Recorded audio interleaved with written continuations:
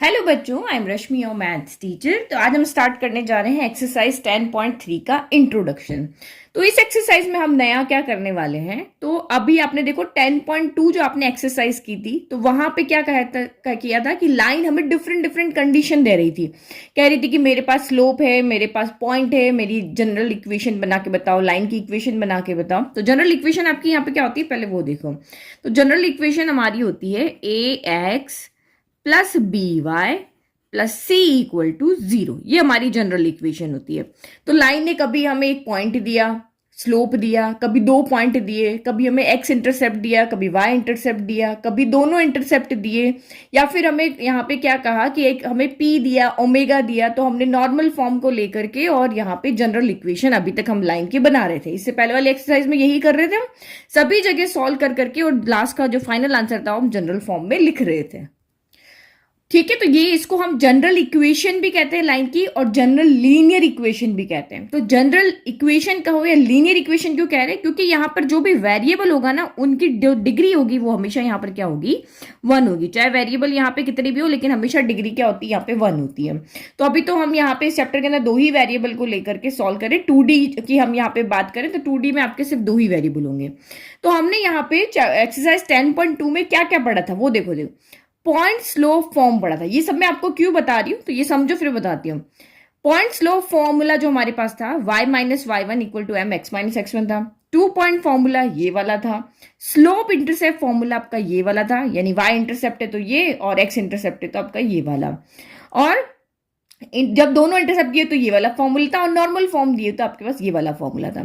तो अब आपको इस एक्सरसाइज में कहेंगे क्या, ये सारे फॉर्मूलाज आपके पास हैं, यहां भी काम आएंगे, लेकिन कहेंगे क्या। अब आपको यहाँ पे उल्टा कहेंगे। वहां पे तो आपको क्या कह रहे थे, लाइन अलग अलग कंडीशन दे रही थी कि मेरे दो पॉइंट है, स्लोप है, तो आप ये वाला फॉर्मूला लगा के इस लाइन की इक्वेशन को इस फॉर्म में चेंज कर देते हैं। फिर दूसरी बार वो कहती कि भाई मेरे पास स्लोप तो नहीं है मेरे, लेकिन मेरे पास मेरी लाइन दो कोऑर्डिनेट है, x1 y1 भी, x2 y2 भी है। अब मुझे जनरल फॉर्म में लिखो, तो हम ये वाला फॉर्मूला यूज करके इस फॉर्म में लिख देते थे। फिर वो कहती थी कि मेरे पास स्लोप है और y इंटरसेप्ट है, तो हम यहाँ पे रख के और इस इक्वेशन में लिख लेते थे। फिर मेरे पास यहाँ पे स्लोप है और x इंटरसेप्ट है, तो वैल्यू पुट करके हम ये वाली इक्वेशन बनाते हैं। यहाँ पे दोनों x और y इंटरसेप्ट दिए होते हैं और हम इससे ये वाली इक्वेशन बनाते हैं। और नॉर्मल फॉर्म में हमें p दिया होता, परपेंडिकुलर डिस्टेंस, और ओमेगा दिया होता, और उसको सॉल्व करके हम इस इक्वेशन को बनाते थे। लेकिन अब यहाँ पे उल्टा होने वाला है। अब क्या उल्टा होने वाला है, अब आपको यहाँ पे क्वेश्चन में जनरल इक्वेशन दी हुई होगी और आपको कहेंगे कि ये वाली चीज आप बना करके दिखाओ। मतलब जनरल इक्वेशन दी होगी और आपको कहेंगे कि आप स्लोप इंटरसेप्ट फॉर्म में निकाल के दिखाओ, यानी इक्वेशन को y equal to M X plus C की फॉर्म में लिख के दिखाओ। आप इसको इंटरसेप्ट फॉर्म में लिख करके दिखाओ। ये इक्वेशन आपको एज इट इज दी होगी, जैसे 2x plus 3y plus 9 equal to 0। आपको कहेंगे कि आप इसको इंटरसेप्ट फॉर्म में लिख करके देखो, तो हम इसको x upon A plus Y upon B equal to 1 की फॉर्म में हमें लिखना पड़ेगा। और नॉर्मल फॉर्म कहेंगे तो इसी जनरल इक्वेशन को आपको x cos omega plus y sine omega equal to p की फॉर्म में लिखना पड़ेगा। तो आपके दिमाग में आ रहा होगा ये हम कैसे करेंगे, कैसे इन सारी चीजों को लिखेंगे। तो देखो, हर चीज का यहाँ पे एक फॉर्मूला होगा। ये m कैसे आएगा, ये आपका c कैसे आएगा, ये d कैसे आएगा, तो इस सब का यहाँ पर एक फॉर्मूला बनेगा। तो 1 बाय 1 हम इसको सॉल्व करते हैं। तो पहली चीज मैं आपको बता रही हूँ, देखो पॉइंट स्लो फॉर्म है और ये 2 पॉइंट फॉर्म है। इस फॉर्म में हम जनरल इक्वेशन को नहीं लिख सकते हैं। तो क्यों नहीं लिख सकते, क्योंकि एक लाइन जो है वो इनफाइनाइट पॉइंट से क्या होती है, पास होती है। तो हम यहाँ पे नहीं बता सकते कि वो x1 y1 या फिर वो x2 y2 पॉइंट कौन से हैं। एक लाइन अगर मैं यहाँ पे ड्रॉ करती हूँ, इसके ऊपर लाखों पॉइंट्स होते हैं, आपके भी समझो इनफाइनाइट करोड़ों पॉइंट्स होते हैं। तो उसमें से ये कौन से पॉइंट्स है वो हम यहाँ पे नहीं लिख सकते हैं, क्योंकि हम यहाँ पे उसको कैलकुलेट निकालने का, इसको इसमें फॉर्म में चेंज करने का, ये एग्जैक्ट पॉइंट निकालने का हमारे पास कोई तरीका नहीं होता है। तो ये दोनों जो फॉर्म है आपकी, पॉइंट स्लो फॉर्म और 2 पॉइंट फॉर्म है, इस फॉर्म में आप इस जनरल इक्वेशन को नहीं लिख सकते हो। फिर तो क्या करें, तो इस फॉर्म में आपको लिखने को आएगा ही नहीं, क्योंकि हम किसी भी लाइन पे ऐसे कोई भी 2 पॉइंट नहीं बना सकते हैं जो यहां पे इसको सेटिस्फाई करें। तो ये मतलब ये दो चीज तो आपको पूछेंगे ही नहीं कि आपकी जनरल इक्वेशन दी हुई, आप इसको पॉइंट स्लोप में या 2 पॉइंट फॉर्म में चेंज करो, ये आपको नहीं आएगा। मेनली आपके ये 3 चीज यहां पे पूछी जाएगी कि जनरल फॉर्म को स्लोप इंटरसेप्ट में चेंज करो, इंटरसेप्ट में चेंज करो, नॉर्मल फॉर्म में चेंज करो। ओनली ये तीन ही चीज यहां पर अभी हमारी इस इंट्रोडक्शन में है। उसके बाद दो टॉपिक और है, तो वन बाय वन देखते हैं इनके फॉर्मूलाज कैसे बनते हैं। सबसे पहले हम यहाँ पे इंटरसेप्ट फॉर्म लेते हैं, फिर उसके बाद इंटरसेप्ट फॉर्म में हमारे पास तीन है ना, ओनली वाई को इंटरसेक्ट करे, ओनली एक्स को करे, या फिर दोनों को करे। तो जब एक्स और वाई को इंटरसेक्ट करती है तो हमारे पास स्लोप होता है और हमारे पास वाई इंटरसेप्ट होता है। ये स्लोप होता है और वाई इंटरसेप्ट होता है, और यहाँ पर भी हमारे पास स्लोप होता है और आपके पास एक्स इंटरसेप्ट होता है, और यहाँ पे एक्स और वाई दोनों होते हैं, स्लोप नहीं होता है। तो वन बाय वन इनको लेकर के देखते हैं। तो फर्स्ट हम ले रहे हैं इंटरसेप्ट फॉर्म। तो इंटरसेप्ट फॉर्म में आपके थ्री है, जब ओनली वाई, ओनली एक्स, और जब आपको बोथ दिए हम। तो आपकी बुक में ओनली वाई का ही आपको यहाँ पे दिया हुआ है, तो फॉर्मूला में ओनली वाई का ही आपको बना करके दिखा रही हूँ, लेकिन क्वेश्चन में दोनों के लिए आपको सॉल्व करके दिखाऊंगी कि वाई इंटरसेप्ट में कैसे चेंज करते हैं और एक्स इंटरसेप्ट में इक्वेशन को हम कैसे चेंज करते हैं। तो आपको क्वेश्चन कैसे आएंगे कि ये आपकी कोई इक्वेशन है, रिड्यूस द इक्वेशन। कोई भी आपको इक्वेशन दी होगी 2x + 3y + 6 = 0, reduce this equation into slope intercept form. ठीक है, तो मैंने यहाँ पे y की फॉर्म में, जो हमारी y की स्लोप इंटरसेप्ट फॉर्म थी, वो मैंने यहाँ पे लिख दी, क्योंकि x वाली जो है ना वो पूछी ही नहीं जाती है। बिल्कुल 0.001 चांस है कि ये आपको यहाँ पे स्लोप इंटरसेप्ट फॉर्म में, यानी इक्वेशन को इस फॉर्म में चेंज करने का पूछा जाए। आपको हमेशा यही पूछा जाता है और बुक में भी इसी का आपको दिया हुआ है, इसका कहीं पर भी नहीं है। तो फिर भी बट मैं आपको जब क्वेश्चन सॉल्व करूंगी ना तब दोनों का बता दूंगी कैसे चेंज करते हैं, लेकिन अभी जो बुक में फॉर्मूला यहाँ पे बना हुआ है उसके लिए हम यहाँ पे देखते हैं। तो अब आपकी क्या आएगा, ये इक्वेशन दी हुई है और इसको इस फॉर्म में यहाँ पर चेंज करो। तो आपको कहेंगे स्लोप इंटरसेप्ट फॉर्म में चेंज करो, तो आपको पता होना चाहिए स्लोप इंटरसेप्ट फॉर्म अगर कह रहे हैं तो वो y = mx + c है। तो बस कुछ नहीं करना है, इस इक्वेशन को, इसको देखते हुए इस इक्वेशन को इस फॉर्म में चेंज कर देना है। बहुत सिंपल है, ये बहुत ईजी आपकी ये वाली एक्सरसाइज है। तो देखो यहाँ अगर हम इसको कंपेयर करें तो इधर y क्या है, अकेला है, क्योंकि हमें तो ये जो इक्वेशन दी हुई ना इसको इसके जैसा बनाना है। अब आपको कहेंगे कि ये मैंने दे दिया उठा के, आप इसके जैसा बना दो, तो उसके जैसा कॉपी करना तो बहुत ईजी है। तो यहाँ पर भी हमें सिर्फ इसको क्या करना है, इसके जैसे में चेंज कर देना है। तो हम यहाँ पे क्या देख रहे हैं, यहाँ y अकेला है, तो इसका मतलब ax और c को हमें उधर ट्रांसफर करना पड़ेगा। तो हम यहाँ पे क्या करते हैं, by को मैंने इधर अकेला छोड़ दिया और ax को मैं इधर लेकर के आ गई, तो ये माइनस का ax हो गया और ये माइनस का c हो गया। अब y के साथ यहाँ पे कोई कॉफिशिएंट भी नहीं है, तो b को भी इधर भेजना पड़ेगा। तो ये हमने भेज दिया यहाँ पे y = माइनस का ax माइनस का c, और b मल्टीप्लाई में है तो इधर आ जाएगा डिवाइड के अंदर। बस यही किया। फिर उसके बाद यहाँ पे क्या करना है कि b को इसके साथ अलग और इसके साथ अलग लिख दो, क्योंकि हम तो यहाँ पे क्या करें, एक फॉर्मूला बना रहे ना। तो ये माइनस का a/bx हो गया और ये माइनस का c/ यहाँ पे क्या हो गया, b हो गया। तो या तो आप इसको याद रख लो कि जो हमें जब जनरल इक्वेशन दी हुई और स्लोप इंटरसेप्ट फॉर्म में इसको चेंज करना है, तो जो m होगा, क्योंकि x का कॉफिशिएंट जो होता है वो हमारा स्लोप होता है, तो यहाँ पे x का कॉफिशिएंट कौन है, -a/b है। तो सीधा का सीधा फॉर्मूला लगा लो कि हमें स्लोप कैसे मिलेगा, -a/b। a कौन है, x का कॉफिशिएंट है, और b कौन है, y का कॉफिशिएंट है। यानी a को b से डिवाइड करो और उसका माइनस का साइन लगा दो, तो आपको यहां से m मिल जाएगा।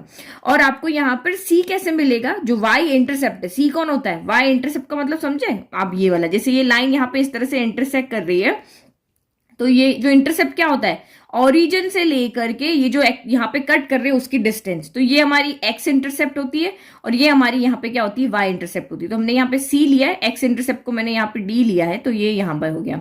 तो ये जो यहाँ से यहाँ तक की लेंथ होती है ना वो हमारी c होती है। तो c फाइंड करने का हमारे पास डायरेक्ट फॉर्मूला है कि c को इस b से डिवाइड करो और उसका माइनस का साइन लगा दो। तो यहां से हमने क्या देखा, ठीक है, तो m हमारा -a/b हो गया, और c जो है, c यानी कि ये जो y इंटरसेप्ट है, मैंने लिख दिया c। इस c का मतलब क्या है, यहाँ पर y इंटरसेप्ट, ये वाला जो c है वो इक्वल क्या होगा, माइनस का c/b। तो ये वाला जो c है ना वो ये वाला है जो कांस्टेंट टर्म ऑफ इक्वेशन है। कंफ्यूज मत होना, क्योंकि पीछे जो मैंने इक्वेशन बनाई थी ना वो y = mx + c, जो बुक में जो आपको वेरिएबल लिए थे वही लेकर के बनाई थी। तो यहाँ पे आपके दो c आ रहे ना, तो आप यहाँ पे कंफ्यूज होना, मैं इनके कलर चेंज कर देती हूँ। ठीक है, तो अब आपको समझ में आएगा, जहां भी ब्लू कलर में लिखा हुआ ना ये इक्वेशन वाला सी है, और सिर्फ ये वाला सी जो है वो y इंटरसेप्ट है। इसको ना भी लिखो तो y इंटरसेप्ट इक्वल टू क्या होगा, माइनस का c बाय यहाँ पे क्या हो जाएगा, b हो जाएगा।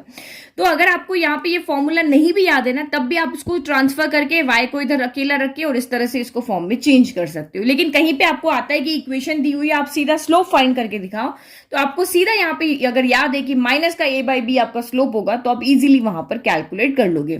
तो यहां से हमने दो फॉर्मूला देखा कि अगर आपको जनरल इक्वेशन दी हुई तो उसका स्लोप फाइंड करने का फॉर्मूला होता है माइनस ए बाई बी, और उसका सी इंटरसेप्ट यानी वाई इंटरसेप्ट जो है वो सी फाइंड करने के लिए होता है माइनस का सी बाय बी हो जाता है।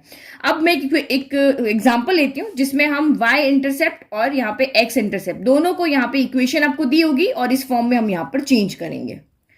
तो ये मैंने यहाँ पे क्वेश्चन लिया कि reduce equation 3x minus 4y plus 10 equal to 0, ये एग्जाम्पल नंबर 13 है, इनटू स्लोप इंटरसेप्ट फॉर्म में आप इसको चेंज करो। तो जब भी कहे स्लोप इंटरसेप्ट फॉर्म में यानी कि वही y equal to M X plus C आपको यहां पर लेना है, y equal to M X plus C यानी y इंटरसेप्ट की फॉर्म में आपको उसको ले लेना है। And find its y intercept and x intercept. तो एक्स इंटरसेप्ट वहां कहा नहीं है बट आपने को समझाने के लिए मैंने यहाँ पे लिया है। तो इसको स्लोप की फॉर्म में चेंज करना है तो हम यहाँ पे देखो y इंटरसेप्ट वाला फॉर्मूला हमारा क्या होता है, y equal to M X plus C. अब आप यहाँ पे या तो सीधा m और c का जो फॉर्मूला निकाला था वो रख लो या फिर आप इसको सीधा का सीधा चेंज कर दो। कैसे करेंगे, y अकेला चाहिए तो माइनस का 4y इधर अकेला छोड़ दिया, इनको उधर भेज दिया तो माइनस का 3x उधर चला गया, माइनस का 10 उधर चला गया, फिर माइनस का 4 इसके साथ अलग अलग कर ले तो ये हो गया y इक्वल टू माइनस का 3x डिवाइडेड बाय माइनस का 4 और ये माइनस का 10 डिवाइडेड बाय आपका यहाँ पे माइनस का 4 हो गया। तो ये देखो माइनस से माइनस कैंसिल हो गया और यहाँ भी माइनस से माइनस कैंसिल कर देते तो बीच में क्या आ जाएगा, यहाँ पे प्लस आ जाएगा। ठीक है, तो ये आपका y इक्वल टू क्या हो गया 3/4x हो गया प्लस आपका 10 बाय यहाँ पर 4 हो गया। तो ये 2 2 जा 4 2 5 जा आपका यहाँ पे क्या हो गया 10 हो गया। तो यानी कि अब इक्वेशन आपकी क्या हो गई, y equal to 3/4x plus का 5 बाय क्या हो गई 2 हो गई। तो यहां से अगर आपको कहा कि स्लोप इंटरसेप्ट फॉर्म है तो ये हमारी स्लोप इंटरसेप्ट फॉर्म हो गई, y equal to M X plus ये c हो गया। तो यहां से अगर मुझे कहे कि आप स्लोप निकाल के बताओ तो स्लोप आपका 3/4 हो जाएगा और अभी आपको कहा y इंटरसेप्ट लिखो तो यहां से y इंटरसेप्ट ये 3/4 यहाँ पे m हो जाएगा और ये y इंटरसेप्ट का स्लोप को हमने c से डिनोट किया था तो ये आपका c यहाँ पे 5/2 हो जाएगा, यानी y इंटरसेप्ट यहां से कितना आ गया 5/2 आ गया, y इंटरसेप्ट इक्वल टू 5/2 गया। देखो मुझे फॉर्मूला नहीं भी याद था ना फिर भी मैंने करके दिखा दिया और जो स्लोप है वो मेरा यहां से 3/4 आ रहा। अब इसी को आप x इंटरसेप्ट में चेंज करो तो x इंटरसेप्ट यहां पे हमारा होता क्या है, तो y equal to M X minus D जो होता है वो हमारा x इंटरसेप्ट होता है। तो बस हमने ये तो निकाल दिया ना, अब इसको इसी फॉर्म में हम यहाँ पे चेंज कर देते सीधा का सीधा। तो ये हो गया y इक्वल टू m, देखो यहाँ पे कॉमन है, ब्रैकेट के बाहर है ना कॉमन है, तो m यहाँ पे कौन है 3/4 है तो हम 3/4 को यहाँ पे बाहर लिख लेते हैं। x आपका x ही रहेगा और d अब कहां से आएगा, तो देखो 3/4 हमें कॉमन लेना है, 5/2 के पास में आपके पास 3/4 है ही नहीं तो 3/4 से मल्टीप्लाई भी करेंगे और 3/4 से हम डिवाइड भी करेंगे। ये कर सकते हैं ना, मल्टीप्लाई भी करेंगे डिवाइड भी करेंगे। तो जो हमने मल्टीप्लाई किया है वो तो बाहर आ गया, तो अब अंदर कौन बचा 5/2 के डिवाइड में 3/4 बचा, यही बचा ना। अब इसको सॉल्व कर लो तो इसके डिवाइड को अगर आप यहाँ पे सॉल्व करते हो तो क्या हो जाएगा 5/2 हो गया, डिवाइड का साइन मल्टीप्लाई में चेंज हुआ तो 4 यहाँ पर 3 हो गया, तो ये 2 से आपका ये 2 कैंसिल हो गया तो ये आपका हो गया 10 आपका 3 हो गया, यही बचा 5 2 10 10/3। तो आप इजीली यहाँ पे लिख लोगे जो भी नंबर है उसको m से मल्टीप्लाई भी करो डिवाइड भी करो, ठीक है, क्योंकि हम सिर्फ एक काम नहीं कर सकते, दोनों काम करने पड़ेंगे।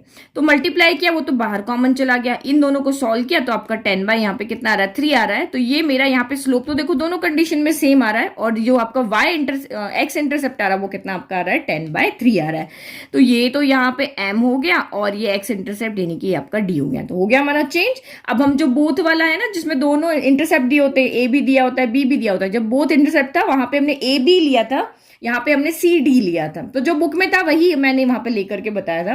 तो वो भी फॉर्मूला एक्सप्लेन कर देती हूँ, फिर इसको हम दोनों ओनली इंटरसेप्ट फॉर्म में भी चेंज करके इसी क्वेश्चन को देखेंगे। तो थर्ड हमारी है इंटरसेप्ट फॉर्म, एक y थी एक x थी और थर्ड हमारी इंटरसेप्ट फॉर्म जहां पे आपको क्या होगा y इंटरसेप्ट भी दिया होता है और यहाँ पर आपको x इंटरसेप्ट भी आपको दिया होता है। तो फॉर्मूला कौन सा लगता है हमारा ये वाला, ये आपको समझ में आ गया क्या चीज हमें यहाँ पे दी होती तब ये फॉर्मूला लगाना होता है। तो आप यहाँ पे क्वेश्चन इस तरह से आएगा, reduce this equation this straight line equation into intercept form. तो ये हो गई हमारी इंटरसेप्ट फॉर्म। अब इस इक्वेशन को इसकी तरह लिख करके बताओ, ये आपका काम है। तो यहाँ पे देखो सबसे पहले इसके जैसे हम देखते हैं तो यहाँ इक्वल में कौन है 1 है, अब हम मुझे यहाँ पे इक्वल में कौन है 0 है। तो x और y को तो हम बाद में देखेंगे, पहले इक्वल में 1 कैसे बनेगा वो यहाँ पे देखते हैं। तो x और y तो आपके कहाँ दिख रहे हैं, लेफ्ट में ही दिख रहे हैं, सिर्फ राइट में मुझे यहाँ पे 1 दिख रहा है। तो x और y को तो हम नहीं छेड़ते हैं, इस c को हम उधर लेकर के जाते हैं क्योंकि c का यहाँ पे कोई कांस्टेंट टर्म मुझे दिख नहीं रही, यहाँ पे सिर्फ x और y की टर्म मुझे यहाँ पे दिख रही है। तो मैंने इसको लिखा ax plus by equal to c लिखा, ठीक है। अब मुझे यहाँ पे सी को इस तरह से इधर लेकर के जाना है कि यहाँ पे 1 बच जाए, यही बना रहे ना, हम इसके जैसा बना रहे हैं। तो मैं यहाँ पे क्या करती हूँ, सी को, क्योंकि जब ये प्लस से इधर आया तो यहाँ पे माइनस का हो गया, प्लस से इधर आके माइनस का हो गया। अब मैं वापस उधर भेजूंगी तो ये तो प्लस का हो जाएगा, तो प्लस माइनस में तो हम इसको भेज नहीं सकते, तो हम इसको क्या करते हैं, मल्टीप्लाई और डिवाइड करके भेजते हैं। तो माइनस सी के मल्टीप्लाई में कौन हो गया, 1 हो गया। तो अब मैं इसको यहाँ पे क्या भेजती हूँ, डिवाइड करके, ये इधर चला जाएगा, यहाँ 1 बच जाएगा, तो मेरा एक काम यहाँ पे खत्म हो गया। ए एक्स, अब चाहे तो अलग अलग लिख लो, चाहे एक बार साथ में लिख लो, फिर कंफ्यूज हो जाओगे एक साथ कैसे लिख लिया। तो ये माइनस का सी मैंने यहाँ पे अलग कर दिया, तो 1 तो मेरा बन गया, देखो 1 तो मुझे मिल गया। अब ये दोनों अलग अलग चाहिए मुझे, तो मैं यहाँ पे क्या करती हूँ, इस सी को अलग अलग कर देती हूँ, ए एक्स अपॉन माइनस का C plus B Y upon minus का सी। अब ये भी यहाँ पे हो गया, इसको देख के ये भी कर दिया। अब मैं यहाँ पे क्या देख रही हूँ कि एक्स और वाई के मल्टीप्लाई में कुछ भी नहीं है, यहाँ पे एक्स और वाई देखो, यहाँ पे तो मल्टीप्लाई में ए और बी आ रहा है ना, यहाँ मल्टीप्लाई में कुछ भी नहीं, तो मुझे यहाँ पे ए हटाना है और बी हटाना है। तो अब ये कैसे हटाएंगे, तो आप यहाँ पे देखो, अभी से थोड़ी देर पहले ही हम यहाँ पे कर रहे थे, देखो माइनस का ए अपॉन माइनस का सी इंटू एक्स है, यही है ना। अब x के मल्टीप्लाई में मुझे कुछ नहीं चाहिए, तो ये मल्टीप्लाई को हटा करके मैं इसको डिवाइड में लिख लेती हूँ। तो जब हम डिवाइड में करते हैं तो ये क्या हो जाता है, उल्टा हो जाता है, जो न्यूमरेटर होता है वो तो आपका डिनोमिनेटर में चला जाएगा, और जो आपका डिनोमिनेटर है वो आपका यहाँ पे न्यूमरेटर में चला जाएगा, बस यही होता है। इसको जब हम ऐसे लिख सकते हैं तो इसको भी तो ऐसे लिख सकते हैं। ये डिवाइड में है, जब ये मल्टीप्लाई में जाएगा तो ए ऊपर चला जाएगा, सी नीचे आ जाएगा, और जब यही मल्टीप्लाई से डिवाइड में आएगा तो ये ए आपका नीचे आ जाएगा, सी आपका यहाँ पे ऊपर आ जाएगा, बस रेसिप्रोकेटी तो हो जाएगा। तो यहाँ पर भी ऐसे ही होगा, ये एक्स अकेला रह गया और नीचे कौन हो जाएगा, माइनस का सी बाय ए हो जाएगा। ये ए यहाँ पे मल्टीप्लाई में है तो सी के डिवाइड में चला जाएगा, और यहाँ पर भी क्या होगा, माइनस का सी बाय कितना हो जाएगा, बी हो जाएगा, इक्वल टू आपका यहाँ पे क्या हो गया, 1 हो गया। तो बस हो गया हमारा काम, हमें इंटरसेप्ट चाहिए थे और वो हमें मिल गए। देखो ये हो गया ना, X upon A plus Y upon B equal to आपका 1 हो गया। तो ये आपका यहाँ पे कौन है, एक्स इंटरसेप्ट है, और ये आपका यहाँ पे कौन है, वाई इंटरसेप्ट है। एक्स के नीचे एक्स इंटरसेप्ट होता है, वाई के नीचे वाई इंटरसेप्ट होता है, तो ये हमारा ए हो गया, ये बी हो गया। अब या तो आपको ये प्रोसीजर याद हो जाए, या फिर आपको सीधा फॉर्मूला याद हो जाए कि आपको कहे कि ये इक्वेशन दी हुई है, आपको इंटरसेप्ट फॉर्म में इसको चेंज करो, तो सीधा आपको पता है कि अगर स्मॉल ए जो है वो माइनस सी बाई ए होता है और small B minus C by B होता है, यानी एक्स इंटरसेप्ट फाइंड करने के लिए माइनस सी बाई ए चाहिए, वाई इंटरसेप्ट फाइंड करने के लिए माइनस का सी बाय बी चाहिए। यानी कि जो ये कांस्टेंट टर्म जो आपकी यहाँ पे होगी उसको अगर आप एक्स के कोफिशिएंट से डिवाइड कर दोगे और माइनस का साइन लगा दोगे तो आपको एक्स इंटरसेप्ट मिल जाएगा, और जो y का कोफिशिएंट है उसको आप यहाँ पे c को उस y के कोफिशिएंट से डिवाइड कर दोगे और माइनस का साइन लगा दोगे तो आपको b इंटरसेप्ट मिल जाएगा। तो ये हमारा सीधा का सीधा यहाँ पे फॉर्मूला बन गया। चाहे तो प्रोसीजर याद रखो, चाहे सीधा का सीधा ये फॉर्मूला याद कर लो। तो एक्चुअल में हम यहाँ पे कर क्या रहे हैं, हम यहाँ पे ये कर रहे हैं कि जो हमारे इंटरसेप्ट दिए हुए ना उनको इसके इनके एक्स के वाई के और ये कौन से टर्म है इनके कोफिशिएंट की फॉर्म में लिख रहे हैं। एक्स का कोफिशिएंट ए है, वाई का कोफिशिएंट बी है, सी आपका कांस्टेंट है ना, तो इस ए को हमने ए बी सी की फॉर्म में ही तो लिखा है। जो यहाँ पे इक्वेशन दी हुई है उसके जो टर्म हमारे पास है, ये जो ए है, बी है, सी है, तो यहाँ ए को हमने सी और ए की फॉर्म में लिखा, बी को हमने सी और बी की फॉर्म में लिखा, बस यही हम यहाँ पर कर रहे हैं। ठीक है, तो ये मैंने यहाँ पे जो याद रखने वाली चीजें वो यहाँ पे लिख करके बता दी। नाउ नेक्स्ट देखते हैं नॉर्मल फॉर्म। तो ये हमारी नॉर्मल फॉर्म। तो यहाँ पे क्वेश्चन कैसे आएगा, reduce the equation A X plus B Y plus C equal to 0 in normal form. यानी इस इक्वेशन को, ये हमारी नॉर्मल फॉर्म है, X cos omega plus Y sine omega equal to P, तो इसमें चेंज करो। तो चेंज करने का मतलब यहाँ पे क्या हुआ कि कॉस ओमेगा साइन ओमेगा और पी को ए बी सी की फॉर्म में लिखना। अभी तक हम यही तो कर रहे थे कि कॉस ओमेगा इसकी फॉर्म में कैसे आएगा, साइन कैसे आएगा और पी यहाँ पर कैसे आएगा। तो आप यहाँ पर देखो ये दोनों ही लगभग जनरल इक्वेशन के बराबर है। देखो A X plus B Y plus C equal to 0, तो यहाँ x का कोफिशिएंट a है, यहाँ x का कोफिशिएंट cos ओमेगा है, यहाँ y का कोफिशिएंट b है, यहाँ y का कोफिशिएंट sin ओमेगा है, यहाँ कांस्टेंट c है, यहाँ कांस्टेंट कौन है, p है। बस ये डिफरेंस है कि ये राइट साइड में और ये लेफ्ट साइड में। ये अगर इक्वेशन अगर एक लाइन की है यहाँ पर, तो इनके रेशियो, कोफिशिएंट के रेशियो क्या होंगे वो यहाँ पर सेम हो जाएंगे। यानी कि x अपॉन ये कॉस ओमेगा हो जाएगा, y अपॉन साइन ओमेगा हो जाएगा, और ये c इधर आएगा तो माइनस का c बाय यहाँ पर क्या हो जाएगा, p हो जाएगा, क्योंकि सब एक तरफ होने चाहिए। या तो p को इधर लेकर के चले जाओ। तो ये चीज यहाँ पे समझ लो, क्योंकि ये फॉर्मूला में यहाँ पे डिराइव कैसे करना है, कैसे हम कॉस साइन p को a b c की फॉर्म में लिखेंगे वो यहाँ पर देख रहे हैं। और आपको एक प्रोसीजर भी पता चल जाएगा, अगर आपको फॉर्मूला नहीं भी याद है तो आप उस प्रोसीजर से उसको यहाँ पे सॉल्व कर सकते हो। तो क्या लिखा हमने कि यहाँ पे ये जो इक्वेशन है इसी इक्वेशन की नॉर्मल फॉर्म है, तो ये दोनों इक्वेशन क्या होगी, अलग होगी। देखो इक्वेशन तो यही है लेकिन इसकी नॉर्मल फॉर्म हमने लिखी हुई है। तो अगर ये दोनों इक्वेशन सेम है तो इनके कोफिशिएंट प्रोपोर्शनल होंगे, तो करो फिर इनको प्रोपोर्शनल की फॉर्म में लिखो, a अपॉन कॉस ओमेगा, और रेशियो भी क्या होंगे, इक्वल होंगे। तो b अपॉन साइन ओमेगा और इक्वल टू, मेरे को मैं यहाँ पे c को इधर लेकर के आ गई ना, ये भी राइट में ये भी राइट में, तो ये ध्यान रखना। तो उसका यहाँ पे माइनस का c अपॉन क्या हो जाएगा, p हो जाएगा। बस अब इसको सॉल्व करके और हमें यहाँ पे कॉस साइन और p की वैल्यू a b c की फॉर्म में लेकर आनी है।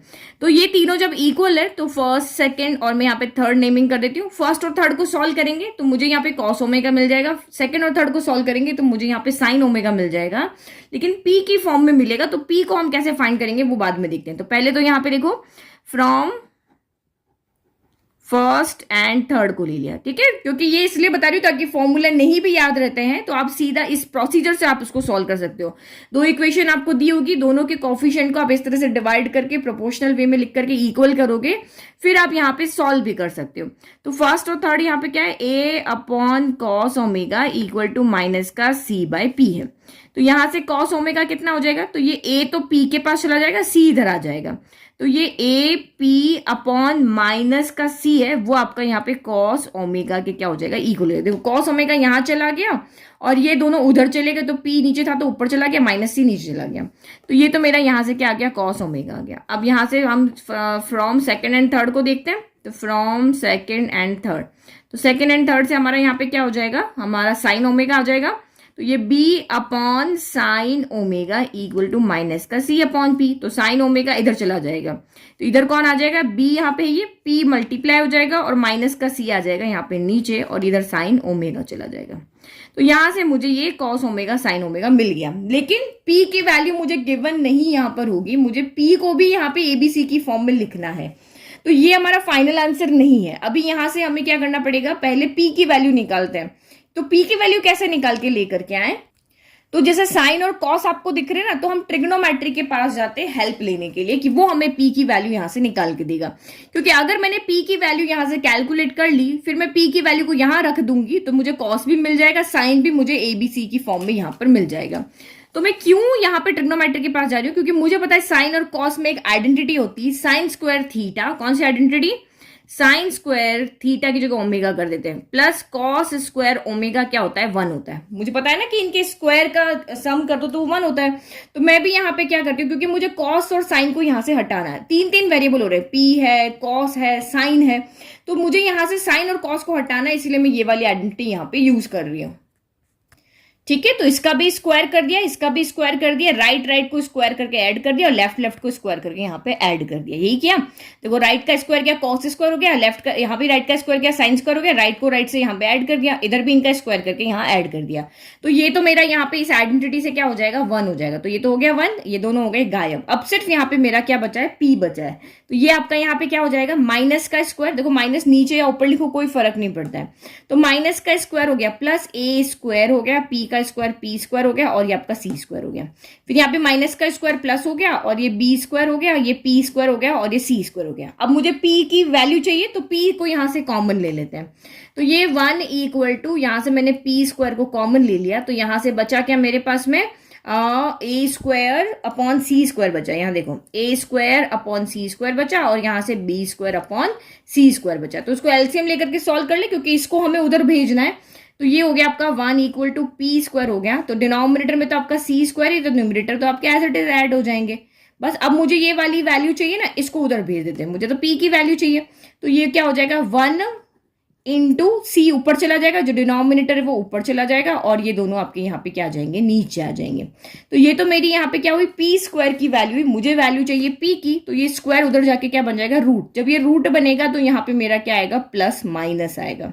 तो ये यहाँ पे रूट इधर आ गया, c स्क्वायर इंटू 1, तो c square upon a square plus b square equal to आपका यहाँ पे क्या आ गया, p आ गया।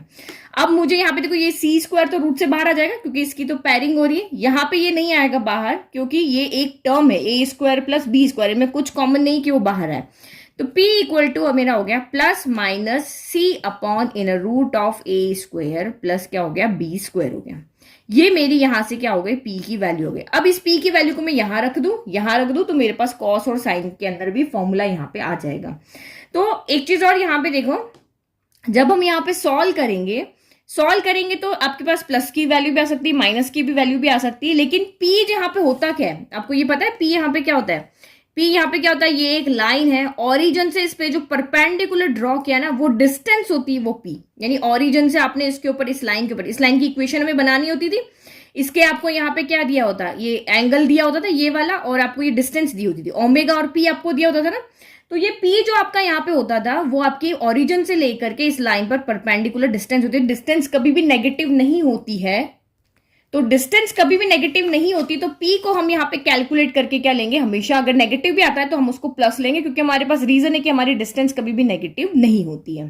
ठीक है, बट P की दो वैल्यू आ रही, तो ये वैल्यू जो है वो कॉस और साइन को इफेक्ट करेगी, तो वो हम बाद में जब क्वेश्चन करेंगे तब देखेंगे, लेकिन P को कभी भी आपको नेगेटिव नहीं लेना है, हमेशा यहाँ पे पॉजिटिव लेना है। अब P की वैल्यू यहाँ पुट कर दो, कॉस और साइन आ गया। ठीक है, तो ये हमारी पी की वैल्यू, और हमारा कॉस ओमेगा क्या होता है, माइनस का ए पी बाय सी होता है ना, तो माइनस का ए बाय सी तो आप यहीं पे रख दो और पी की वैल्यू को पुट कर दो। तो पी की वैल्यू हमारे पास क्या है, plus minus C upon under root of A square plus यहाँ पे क्या है, बी स्क्वायर है। तो सी से तो आपका ये सी यहाँ पे कैंसिल हो गया, और माइनस जब यहाँ पे मल्टीप्लाई होगा तो प्लस को माइनस कर देगा, माइनस को यहाँ प्लस कर देगा, तो उससे कोई फर्क नहीं पड़ रहा कि माइनस अंदर आ गया तो ये चेंज हो जाएंगे, ये कोई चेंज नहीं होंगे, ये प्लस माइनस ही यहाँ पे रहेंगे, और ये क्या हो जाएगा, a upon under root of A square plus B square हो जाएगा। ये हमारी यहाँ से किसकी वैल्यू आ गई, कॉस ओमेगा की। तो अगर आपको ये वाला फॉर्मूला याद है ना, तो आप सीधा सीधा यहाँ से कॉस ओमेगा कैलकुलेट कर सकते हो, आपको इतने लंबे चौड़े प्रोसीजर में नहीं जाना है। आपको कहा इस इक्वेशन को आप नॉर्मल फॉर्म में चेंज करो, कॉस ओमेगा का फॉर्मूला पता है क्या होता है, a upon plus minus a upon under root of A square plus B square, sine का आएगा plus minus b upon under root of A square plus B square, और p के लिए क्या है आपका यहाँ पे plus minus c upon under root of A square plus B square. तो जब आप इस इक्वेशन को under root of A square plus B square से डिवाइड कर दोगे तो ये आपका कॉस हो जाएगा, ये साइन हो जाएगा, और ये आपका यहाँ पे पी यहाँ से हमें पी की वैल्यू मिल जाएगी। यही तो आ रहा है, देखो ये सी आपका, ये देखो ये यहाँ से किसको कंपेयर करके देखो, P मुझे चाहिए तो इस C को मुझे under root of A square plus B square से डिवाइड करना है। मुझे यहाँ पे ये कॉस ओमेगा चाहिए, ये वाला यहाँ देखो, ये मुझे अगर यहाँ पे P चाहिए तो इस इक्वेशन को under root of A square plus B square से यहाँ डिवाइड कर दो, प्लस माइनस लगा दो। मुझे कॉस ओमेगा चाहिए तो ये देखो ये रहा, ए को under root of A square plus B square से डिवाइड कर दो। तो ये मैं इसलिए बता रही हूँ ताकि आप दिमाग में इस तरह से एक सीन सा क्रिएट कर लो कि यार ये इक्वेशन दी हुई नॉर्मल फॉर्म में चेंज करना, इस पूरी इक्वेशन को मुझे ए स्क्वायर प्लस बी स्क्वायर से डिवाइड कर देना है, तो ये मेरे यहाँ पे कॉस ओमेगा। तो यहाँ पे आपका जो भी एंगल आएगा ना उसको सॉल्व करेंगे हम, जैसे √3/2 आया तो कॉस √3/2 कितना होता है, तो एंगल के फॉर्म में हम यहाँ पे आंसर लिखेंगे। ये इस तरह से नहीं लिखेंगे कॉस आपका यहाँ पे 30 तो 30 छोड़ देंगे, वैल्यू पुट करके और उसको सॉल्व करेंगे। नाउ साइन की भी वैल्यू निकाल लेते हैं, तो ये आपको जब क्वेश्चंस करेंगे तब बहुत अच्छे समझ में आएगा कि ये प्लस माइनस का यहाँ पे क्या रोल है, कैसे सॉल्व करना है। तो ये हमारा साइन ओमेगा, माइनस का बी पी बाय सी था, तो माइनस का बी बाय सी अलग कर दिया, पी की जगह वैल्यू पुट कर दिया, यहाँ पे भी सी से आपका सी कैंसिल हो गया, तो माइनस अंदर जाके प्लस माइनस को कोई इफेक्ट यहाँ पर नहीं करेगा, प्लस माइनस ही रहेगा, और b upon under root of A square plus यहाँ पे बी स्क्वायर हो जाएगा। ज्यादा ज्यादा प्लस माइनस है ना, तो ये माइनस का प्लस हो जाएगा, देखो माइनस प्लस माइनस हो गया और माइनस माइनस प्लस हो गया, तो कुछ भी लिखो कोई फर्क नहीं पड़ रहा। तो ये आपकी यहाँ पे क्या हो गई है, साइन ओमेगा की वैल्यू आ गई है। तो या तो सीधा का सीधा याद रख लो, या फिर आप इस प्रोसीजर को समझ लो, दिमाग में एक सीन सा बना लो, या ऐसे से करने से हमारे यहाँ पे वैल्यू आ जाएगी। तो नेक्स्ट टॉपिक है हमारा यहाँ पे distance of point from line. तो यहाँ पे आपको क्या दिया हुआ होगा, वही एक लाइन की इक्वेशन दी होगी, तो ये हमने यहाँ पे एक्सेस ड्रॉ कर दिया, और ये आपकी यहाँ पे लाइन है, इसकी इक्वेशन आपको दी होगी ax plus B Y plus C equal to 0, यानी कोई भी आपको 2x plus 3y plus 6 equal to 0 आपको एक इक्वेशन दी होगी, और एक पॉइंट आपको दिया होगा, जैसे x1 y1 है, जैसे 2,3 दे दिया, 4,5 दे दिया, तो एक लाइन की इक्वेशन होगी, एक पॉइंट आपको दिया होगा, और आपको कहेंगे कि इस पॉइंट की इस लाइन से डिस्टेंस फाइंड करो। तो मैंने जो वो डिस्टेंस लिए यहाँ पे d लिए, जो ये डिस्टेंस है ना उसको d से डिनोट किया कि भाई p पॉइंट की इस लाइन से डिस्टेंस d है। अब वो डिस्टेंस कौन सी है, यहां से लेके यहां तक की है, यहां से लेके यहां तक की है, कौन सी डिस्टेंस है जिसको हम d से डिनोट कर रहे हैं, तो आप यहाँ पे देखो, जब भी हम किसी डिस्टेंस की बात करते हैं ना, तो वो शॉर्टेस्ट डिस्टेंस होती है, कि पॉइंट पी से इस लाइन तक जाने के लिए जो शॉर्टेस्ट डिस्टेंस होगी वो हमारी यहाँ पे डी है। और शॉर्टेस्ट डिस्टेंस आएगी कैसे, तो पी से आप इस पे जब एक परपेंडिकुलर ड्रॉ करोगे, तो जो भी हमारी शॉर्टेस्ट डिस्टेंस होती है वो हमेशा क्या होती है, परपेंडिकुलर होती है। तो ये जो शॉर्टेस्ट डिस्टेंस है वो इसके साथ क्या होगी, परपेंडिकुलर। इस पॉइंट से इस लाइन के ऊपर जो परपेंडिकुलर आप ड्रॉ करोगे, और अब जो आपको डिस्टेंस यहाँ पे मिल रही है पी से लेकर के इस पॉइंट तक, मैं इसको एम ले लेती हूँ, ये हमारी यहाँ पर क्या है, डी है। और आपका यहाँ पे फाइंड भी क्या करके दिखाना है, इसी डी को फाइंड करके दिखाना है कि एक लाइन की इक्वेशन है, एक पॉइंट है, और आप इस पॉइंट की इस लाइन से डिस्टेंस फाइंड करके दिखाओ, यानी कि डी फाइंड करके दिखाओ। तो ये डी फाइंड करने का फॉर्मूला यहाँ पे क्या होता है, पहले फॉर्मूला लिख लेती हूँ, फिर आपको बताती हूँ ये कैसे, एक तरीका बता दूं, क्योंकि डेरिवेशन कभी आता नहीं है और इतना लंबा डेरिवेशन आपको करने की जरूरत भी नहीं है। बस एक आपके दिमाग में क्लियर होना चाहिए कि ये फॉर्मूला बनता कैसे है। तो ये हमारा डिस्टेंस फाइंड करने का फॉर्मूला होता है कि इस लाइन में, ये जो लाइन है इसके ऊपर आप x की जगह x1, यानी आपको पॉइंट दिए होंगे ना, जैसे ये आपकी इक्वेशन है, आप यहाँ पे देखो 2x plus 3y minus 6 equal to 0, ये इस लाइन की इक्वेशन है। और पॉइंट लेट के आपके यहाँ पे क्या है, 1 1 है, 1 1 पॉइंट मैंने ये वाले ले लिए। अब आप x की जगह पे 1 पुट करोगे, y की जगह पे 1 पुट करोगे, और आपकी एक वैल्यू मिल जाएगी, जैसे 2 1 जा 2 प्लस 3 1 जा 3 माइनस 6। तो ये आपकी लाइन की इक्वेशन में आपने वैल्यू पुट किया, तो 3 प्लस 2 हो गया 5, और 6 में से 5 गया तो माइनस का 1 बचा। तो ये जब आप ऊपर सॉल्व करोगे तो ये आपका माइनस का 1 आ रहा है, और under root of A square plus B square, तो ये a है और ये b है, तो 2 स्क्वायर आपका 3 हो गया, 2 स्क्वायर 4 हो गया, 3 स्क्वायर 9 हो गया, तो 9 प्लस 4 आपका यहाँ पे रूट 13 आ गया। तो डिस्टेंस आपकी कितनी आ रही है, -1/√13 आ रही है। तो आपको यहाँ पे मोड क्यों लगाया, क्योंकि देखो ये तो हमेशा पॉजिटिव वैल्यू आएगी, चाहे a पॉजिटिव हो चाहे नेगेटिव हो, क्योंकि आप स्क्वायर करके उसको ऐड कर रहे हो, तो स्क्वायर करने से तो वैल्यू नेगेटिव होगी तब भी पॉजिटिव हो जाएगी। तो यहां से तो हमेशा पॉजिटिव वैल्यू मिलेगी, लेकिन न्यूमरेटर से आपको यहाँ पे नेगेटिव वैल्यू मिल सकती है, इसीलिए हमने यहाँ पे मोड लगाया। देखो मिली ना हमें भी नेगेटिव वैल्यू, -1 मिला है ना, तो हमें पता है डिस्टेंस कभी भी नेगेटिव नहीं होती है, तो इसीलिए यहाँ मोड लगाए कि भाई डिस्टेंस आप कैलकुलेट करके लाओ, नेगेटिव आ भी जाती है, तो ये मोड का काम क्या होगा, यहाँ पे उसको क्या कर देगा, पॉजिटिव कर देगा। तो जैसे ये लाइन हमारी है और ये पॉइंट है, तो हमें जो यहाँ पे डिस्टेंस मिली है वो कितनी मिली है, -1/√3 मिली, तो बस इसको प्लस कर दो, यानी कि डिस्टेंस आपकी 1/√3 नहीं 13 हो जाएगी। तो ये हो गई हमारी डिस्टेंस। अब ये फॉर्मूला आया कैसे वो देखते हैं, तो बस ये सिंपल सा फॉर्मूला है, आपको जो लाइन की इक्वेशन दी होगी उसमें ये x1 y1 पॉइंट प्लॉट कर दो, इसमें पुट कर दो, x की जगह x जो पॉइंट होगा वो रख दो, y की जगह जो पॉइंट होगा वो रख दो, कोऑर्डिनेट में पहला x होता है दूसरा y होता है, और a स्क्वायर और b स्क्वायर करके अंडर रूट निकाल के डिवाइड कर दो, और आपकी यहाँ पे क्या आ जाएगी, डिस्टेंस आ जाएगी। अब थोड़ा सा आइडिया देती हूँ ये फॉर्मूला कैसे बना। तो आप यहाँ पर देखो, ये तो आपका ऑरिजिन हो गया, ये जो लाइन है वो x एक्सिस और y एक्सिस के साथ में इंटरसेप्ट कट कर रही है, देखो यहां से यहां तक और यहां से यहां तक। तो जब हमारे पास लाइन की इक्वेशन नहीं होती थी तो हम इस इंटरसेप्ट को a ले लेते थे और इसको b ले लेते थे और इक्वेशन बनाते थे, बट यहाँ पे तो हमें लाइन की सीधी सीधी इक्वेशन यहाँ पर दी हुई है, तो इक्वेशन दी हुई तो हमें कोऑर्डिनेट भी इजीली बना लेंगे। देखो इसके कोऑर्डिनेट कितने होंगे, x एक्सिस पे आपका y तो कितना होता है, 0 होता है, ये आपको समझ में आ गया। x एक्सिस पे y 0 है, तो इसमें y की जगह 0 रख दो, तो बचा कौन, ax प्लस c बचा। तो x कोऑर्डिनेट यहां से कितना आ जाएगा, जब आप ax प्लस c को सॉल्व करोगे, ax प्लस c को आप यहाँ पे सॉल्व करोगे, क्योंकि हमने y की जगह तो 0 दिया, y यहाँ पे 0 होता है ना, तो x कितना आ गया यहाँ से, प्लस का c इधर आके माइनस का c, और a यहाँ पे डिवाइड हो जाएगा, यानी कि ये कोऑर्डिनेट आपका कितना आया, माइनस का c बाय a आया। सेम इसके भी कोऑर्डिनेट जब आप यहाँ निकालोगे तो y एक्सिस पे x आपका 0 होता है, तो x की जगह 0 रख दो, तो by प्लस c बचा, जब इसको सॉल्व करोगे तो माइनस का c बाय यहाँ पे कितना आ जाएगा, आपका यहाँ पे b आ जाएगा। ये आ गया आपका यहाँ पर। तो हम कुछ नया नहीं कर रहे हैं, जो हमें पहले से आता है वही कर रहे हैं। ये परपेंडिकुलर डिस्टेंस मुझे ये वाली कैलकुलेट करनी है, तो मैं इस पॉइंट को इस पॉइंट से यहाँ पे ज्वाइन कर देती हूँ, क्योंकि एक राइट एंगल ट्राइंगल बन गया, और इस पॉइंट को भी मैं इस पॉइंट से ज्वाइन कर देती हूँ, क्योंकि मुझे ये वाला पॉइंट पता नहीं ना एक्चुअल में इसके कोऑर्डिनेट क्या है, तो मुझे ये पूरा ट्राइंगल यहाँ पे क्या करना पड़ेगा, लेना पड़ेगा। तो इस पूरे ट्राइंगल का एरिया मैं दो तरीके से निकाल सकती हूँ। कैसे, एक तो मुझे इस ट्राइंगल के 3 कोऑर्डिनेट पता है, ये इसको भी यहाँ पे क्या ले लेते हैं, क्या नहीं लिया हमने, एल ले लेते हैं, इसको मैं यहाँ पे एम ले लेती हूँ, ठीक है। ये एम कोऑर्डिनेट है, ये एल है, ये एल एम एन हो गया, ये एन कर देते हैं, एम पहले ले चुके हैं। तो इस एल पी एन ट्राइंगल का एरिया फाइंड करने के मेरे पास 2 फॉर्मूले हैं। कैसे, एक तो ये 3 कोऑर्डिनेट दिए हुए, एरिया ऑफ ट्राइंगल आपको निकालने आता है, अभी जब फर्स्ट एक्सरसाइज में ही हमने किया था, और दूसरा इसका half into base into height से भी हम एरिया निकाल सकते हैं, क्योंकि परपेंडिकुलर हमें पता है।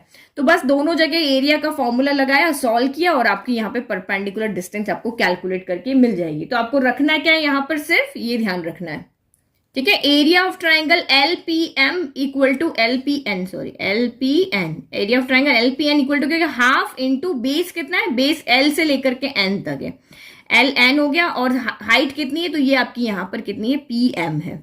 तो आप यहां पर देखो हाफ, ये तो हमने ठीक है, LN, तो ये आप यहाँ पे इस पॉइंट से लेके इस पॉइंट के बीच की डिस्टेंस तो आप निकाल लोगे, ये यहां से यहां तक के बीच में डिस्टेंस का फॉर्मूला लगाओगे तो इसकी लेंथ आ जाएगी ना L से N तक की, तो L से N आप यहाँ पे कैलकुलेट कर लोगे। PM तो हमें एक्चुअल में यहाँ पे क्या करना है, कैलकुलेट करना, यही हमारा वेरिएबल है, तो हाफ है, LN हमें यहां से पता चल जाएगा, और एरिया ऑफ ट्राइंगल LPN, तो वही जो हमारा फॉर्मूला था ना, x1 y2 माइनस y3, ये वाला फॉर्मूला देखो, हाफ, फिर आपका यहाँ पे क्या था, x1 y2 माइनस y3, फिर आपका यहाँ पे हो गया x2, देन आपका यहाँ पे हो जाएगा y3 माइनस y1, और फिर आपका यहाँ पे हो जाएगा x3, फिर y1 माइनस y2। तो ये वाला फॉर्मूला लगा के लेफ्ट में तो हम एरिया फाइंड कर लेंगे, और equal to half into LN निकालना है, तो डिस्टेंस बिटवीन PN कर देंगे, डिस्टेंस बिटवीन LN कर देंगे। तो ये LN आपका यहाँ से कैसे लेकर आ जाओगे, डिस्टेंस बिटवीन L से लेकर के N तक, और PM तो हमें यहाँ पे कैलकुलेट करना ही है, तो ये भी हमने कैलकुलेट कर लिया, ये भी कैलकुलेट कर लिया, सिर्फ आपका ये वाला बच गया। तो ये आपका यहाँ पे इजीली क्या आ जाएगा,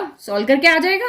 सॉल्व करके जब इसको देखोगे तो यही फॉर्मूला आपका बनने वाला है, क्योंकि D जो है वो किसके इक्वल है, हमारा PM के इक्वल है, D हमारा किसके इक्वल है, PM के इक्वल है। तो ये मैंने आपको मोटा मोटा आइडिया दे दिया कि आप कैसे इसको कैलकुलेट करके लेकर के आओगे।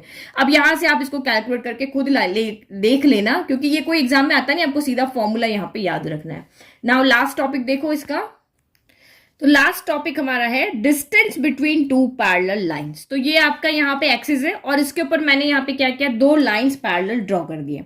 तो ये लाइंस कैसी है, ये देखो, जब भी कोई दो लाइन पैरेलल होती है तो आपको पहले से पता है, हमने 10.1 एक्सरसाइज पढ़ा है कि दोनों का जो स्लोप होता है वो क्या होता है, इक्वल होता है। इसका स्लोप अगर m1 है तो इसका भी स्लोप यहाँ पे m1 ही होगा, तो हम m1 m लेने से अच्छा है दोनों का m ले लेते हैं। ये यहाँ पे जितना एंगल पे इंक्लाइंड होगी, ये भी उतने ही एंगल पे इंक्लाइंड होगी। अगर ये 30 डिग्री झुकी हुई तो ये भी 30 डिग्री ही झुकी होगी। अगर दोनों के एंगल इक्वल है तो स्लोप भी इक्वल आएंगे, और हमने वैसे ही पढ़ा है कि दो लाइन अगर पैरेलल है तो स्लोप दोनों के क्या होते हैं, इक्वल होते हैं। तो इसीलिए क्योंकि इन दोनों के स्लोप इक्वल है, तो ये यहाँ पे हम जो इसकी इक्वेशन लिखते हैं वो भी स्लोप के फॉर्म में ही लिखते हैं। स्लोप के फॉर्म में इसकी इक्वेशन यहाँ पे क्या हो जाएगी, y equal to mx plus यहाँ पे क्या हो जाएगी, c हो जाएगी, ठीक है। तो अब दोनों का यहाँ पे जो कांस्टेंट टर्म होगी ना, वो आपकी ये वाली जो c है ना, वो अलग अलग होगी। तो इस पहले वाली की c1 ले लेते हैं, और इसकी वाली की हम यहाँ पे c2 ले लेते हैं, क्योंकि c और c1 c2 यहाँ पे क्या हो रहा है, y के साथ इंटरसेप्ट कट कर रहा है ना। तो ये तो लाइन इतना सा इंटरसेप्ट कट कर रही है, और ये लाइन इतना लंबा इंटरसेप्ट कट कर रही है। तो ये c1 c2 जो ये इंटरसेप्ट के फॉर्म में ही है, वैल्यू c1 c2, ये आपकी यहाँ पे चेंज होगी। बाकी इक्वेशन, क्योंकि लाइन अगर यहाँ पे पैरेलल है तो इक्वेशन भी उनकी क्या होगी, सेम ही होगी ना। तो अब इन दोनों लाइन के बीच में हमें यहाँ पे डिस्टेंस फाइंड करना है। भाई इन दोनों लाइन के बीच में डिस्टेंस यहाँ पर क्या होगा, तो वही अगर आपको डिस्टेंस फाइंड करना है तो आप यहाँ से इस पे क्या करो, एक परपेंडिकुलर ड्रॉ कर दो, चाहे तो इधर से कर दो चाहे उधर से कर दो। तो मैं इस लाइन से इस लाइन का डिस्टेंस यहाँ पे फाइंड करती हूँ। तो मैंने यहाँ पे परपेंडिकुलर ड्रॉ किया। अब ये डी डिस्टेंस मुझे यहाँ पर निकालनी है। तो पहले फॉर्मूला देख ले, उसके बाद देखते हैं फॉर्मूला आया कैसे। ठीक है, तो ये हमारा फॉर्मूला है d equal to c1 minus c2, वही मोड, क्योंकि डिस्टेंस हमारी नेगेटिव नहीं होती है, और under root of 1 plus m square हो गया, क्योंकि y का कॉफिशिएंट क्या है, 1 है, और x का कॉफिशिएंट क्या है, यहाँ पर m है। और अगर यही लाइंस आपको स्लोप की फॉर्म में ना दे करके ऐसे ही यहाँ पे दी हुई हो, जैसे ये आपकी यहाँ पे इस तरह से ये इंटरसेक्ट करे, और ये लाइन आपको इस तरह से दी हो, स्लोप आपको यहाँ पे ना दिया हो, तो ये यहाँ पे जब डिस्टेंस फाइंड करनी है तो mod of c1 minus c2 under root of a square plus आपका यहाँ पे क्या हो जाएगा, b स्क्वायर हो जाएगा। जब आपकी लाइन की इक्वेशन आपको ax plus by plus c1 equal to 0 की फॉर्म में दी हो, या फिर आपकी दूसरी इक्वेशन आपकी ax plus by plus c2 equal to 0 की फॉर्म में दी हो। क्योंकि ये लाइन, अगर देखो आपने क्लास 10th में क्या पढ़ा था, दो लाइन का पैरेलल होती है जब उसका a1 upon a2 equal to b1 upon b2 हो। आपने पढ़ा था ना लीनियर पेयर के अंदर चैप्टर के, नहीं पढ़ा था कि दो लाइन जब पैरेलल होती है तो a1 अपॉन a2 जो कंसिस्टेंट सॉल्यूशन, इनकंसिस्टेंट सॉल्यूशन, मतलब हमें इन लाइन को बिना सॉल्व किए देख करके बताना था कि भाई इसके सॉल्यूशन हमें मिलेंगे या नहीं मिलेंगे, तो हम उनके कोफिशिएंट को देख करके आइडिया लगा लेते थे। अगर दोनों के कॉफिशिएंट नॉट इक्वल है तो लाइन इंटरसेक्ट करेगी, अगर दोनों के कॉफिशिएंट का रेशियो यहाँ पे इक्वल है तो लाइन इंटरसेक्ट नहीं करेगी, तो लाइन यहाँ पे पैरेलल होगी। तो बस वही तो कंडीशन है कि A1 इनके जो x और y के कॉफिशिएंट है वो यहाँ पे सेम होंगे। तो ये चीज हमने यहाँ पे देख ली। और ये कांस्टेंट टर्म जो होती है वो इनके इक्वल यहाँ पर नहीं होती, यानी कि तीनों यहाँ पर इक्वल है, तीनों इक्वल हो गए मतलब तो वो कॉन्साइड कर जाएगी। कॉन्साइड मतलब एक के ऊपर दूसरी हो जाएगी। और A1/A2 is not equal to B1/B2 है, तो फिर आपका यहाँ पे क्या हो जाएगा कि लाइन एक दूसरे को इधर से इंटरसेक्ट करेगी और हमें एक सॉल्यूशन मिलता था। और यहाँ पे A1/A2 तो B1/B2 के इक्वल है, बट ये C1/C2 के इक्वल नहीं है, तो दोनों लाइन आपस में क्या होती है, पैरेलल होती है। ये हमने पढ़ा हुआ है पहले। तो वहीं से हमने देखा कि जब दो लाइन इस तरह से जनरल फॉर्म में हो तो ये वाला फॉर्मूला लगाना है, और जब आपकी लाइन यहाँ पे स्लोप फॉर्म में हो तो ये वाला फॉर्मूला लगा करके सीधा कैलकुलेट कर लेना। ये नहीं भी याद कर हो रहा है तो ये वाला याद कर लो, क्योंकि आपको पता है ए जो होता है वो एक्स का कॉफिशिएंट होता है और बी जो होता है वो वाई का कॉफिशिएंट होता है। तो यहाँ पे ए कौन, एक्स का कॉफिशिएंट एम है और वाई का कॉफिशिएंट बी यानी कि 1 है, तो पुट करके हमने सॉल्व कर लिया। अब ये फॉर्मूला आया कैसे, तो आप यहां पर देखो। तो अगर हमें पुराना जो अभी जस्ट हमने फॉर्मूला फाइंड किया ना, ये वाला फॉर्मूला अगर मुझे यहाँ पर ये वाला फॉर्मूला अगर मुझे यहाँ पे यूज करना है, तो लाइन की इक्वेशन का आपको क्वेश्चन में दी हुई होगी कि भाई इन दोनों लाइन के बीच में डिस्टेंस फाइंड करो, तो C1 C2 तो आपको वहां पर मिल जाएगा। तो अभी फॉर्मूला डिराइव करना है, तो मुझे फॉर्मूला के लिए यहाँ पर डिस्टेंस क्या होती है, एक पॉइंट आपको दिया हुआ होना चाहिए जहां से आप डिस्टेंस को फाइंड करो। तो मुझे क्या करना है, इस लाइन से डिस्टेंस फाइंड करनी है, तो मैं ये वाला पॉइंट यहाँ पे निकाल दूं। कोई भी एक पॉइंट चाहिए ना, तो मैं ये वाला पॉइंट यहाँ पे इजीली निकाल सकती हूँ, क्योंकि ये नहीं निकाल सकते क्योंकि ये डिस्टेंस कितनी नहीं पता है, लेकिन मुझे पता है एक्स एक्सिस पे वाई मेरा क्या होता है, 0 होता है। तो ये यहाँ पे वाई तो मेरा क्या हो गया, 0 हो गया। बस एक पॉइंट कोऑर्डिनेट चाहिए होता है डिस्टेंस फाइंड करने के लिए, लाइन के लिए एक इसकी इक्वेशन चाहिए होती है। अब इसकी इक्वेशन आपकी ये भी हो सकती है, ये भी हो सकती है, ये वाली, और एक पॉइंट चाहिए तो पॉइंट में यहां से लेकर के आ जाती हूँ। तो ये 0 हो गया। अगर स्लोप वाले फॉर्म की इक्वेशन है तो यहाँ पे y क्या होता है, 0 होता है, तो y इक्वल टू 0 के इसको आप सॉल्व करोगे तो x कितना हो जाएगा, माइनस का C1 अपॉन क्या हो जाएगा, m हो जाएगा। माइनस का C1 अपॉन यहाँ पे क्या हो जाएगा, m हो जाएगा। बस अब आपके पास फॉर्मूला तो है ही है, कौन सा वाला जो अभी हमने पढ़ा था, ये वाला फॉर्मूला तो हमारे पास है ही है। Mode of ax1 plus by1 plus c हो गया। तो यानी कि ये पॉइंट जो अब हम डिस्टेंस यहां से लेते हैं, इस पॉइंट की डिस्टेंस यहां से लेते हैं, ये भी परपेंडिकुलर ही बनाएगी ना, डिस्टेंस तो परपेंडिकुलर ही होती है। तो ये पॉइंट जो है वो इस लाइन की इक्वेशन में आप पुट कर दो। तो आप यहाँ पे पुट कर दो, ये y की जगह तो 0 हो गया और m की जगह यहाँ पे x की जगह पे ये वाले पॉइंट रख लिए। तो देखो m से तो m कैंसिल हो गया, माइनस का यहाँ से C1 बच गया, और यहाँ इसमें रख लेते। ये इस लाइन की इक्वेशन तो ये वाली थी ना, दूसरी वाली, ये हमारी पहली वाली की थी, y equal to mx plus C2 वाली थी। ठीक है, तो C1 यहाँ आ रहा ना, तो C2 वाली पे ही जाएगा। तो ये पॉइंट अगर आप इसमें जब पुट करोगे तो ये तो 0 हो गया, ये m एज इट इज रह गया, x की जगह माइनस का C1 अपॉन m रखा और ये C2 रखा। ये ऊपर न्यूमरेटर वाला चीज हम सॉल्व कर रहे हैं। m से तो m कैंसिल हो गया, यहाँ पे क्या बच गया आपका, C1 बच गया। तो C1 माइनस C2 हो गया। ये देखो C2 माइनस C1 लिखो या C1 माइनस C2 लिखो, एक ही बात है, क्योंकि प्लस माइनस पे तो वैसे ही प्लस हो जाना है। तो ये हम डिस्टेंस फाइंड करने के लिए वही जो हमारा फॉर्मूला है ना, वही यूज कर रहे हैं। Mod of ax plus ax1 plus by1 plus c upon under root of a square plus b square, यही वाला फॉर्मूला यूज कर रहे हैं। तो लाइन की इक्वेशन हमारी इस फॉर्म में थी, तो हमने इसके अंदर वैल्यू को रखा और इसको सॉल्व किया, तो ऊपर C2 माइनस C1 बच रहा है। तो बस ये इसकी जगह C2 माइनस C1 बच गया, under root of a square plus b square तो है ही हमारा। तो इस तरह से हमने डिस्टेंस फॉर्मूला का यूज करके और ये वाला यहाँ पे डिराइव कर दिया।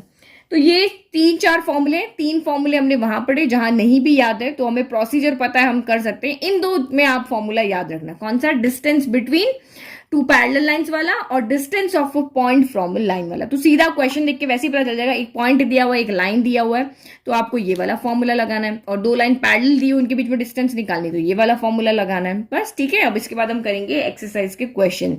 तो इंट्रोडक्शन आप अच्छे से देख लो, फॉर्मूलाज एक स्लिप के ऊपर लिख करके और अपने पास रख लो, ताकि जब क्वेश्चन करो तो इजीली आपको समझ में आए कि इस एक्सरसाइज के लिए ये फॉर्मूला है और इस क्वेश्चन के लिए ये फॉर्मूला हम यहाँ पर यूज करेंगे। ठीक है, थैंक यू।